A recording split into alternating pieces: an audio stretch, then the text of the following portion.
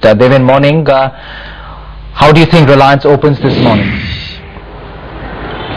Yeah, good morning, Udyan. Well, I think the expectations are going to be on a positive side, and also because of, if not fresh money is not coming into the market, probably I think you will not see the kind of a sustained upside into the stock, but certainly I think there should be some amount of short covering happening along with whatever the fresh amount of money which is allotted at this point of time.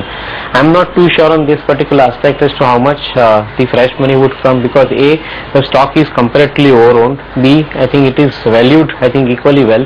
It's not I think a cheap, even though the correction has taken place in the price, but this particular deal is quite exciting deal because it is adding to a kind of a good amount of visibility on the valuation front for this company.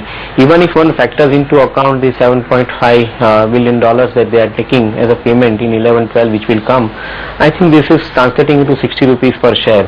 And if you I think translate this 60% of Reliance's share into account, probably I think what you are seeing is another 180 rupees per share, given that kind of a 60% share that Reliance would hold into this 23 blocks. So totally about 240 rupees per share kind of a visibility is coming in as far as the valuation goes, and that could possibly lead to some amount of short squeezing as far as the market is concerned, because the stock is expected to have some amount of re-rating going forward.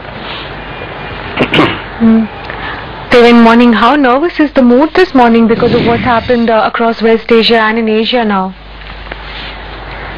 Well, overall, Nitali, the market is quite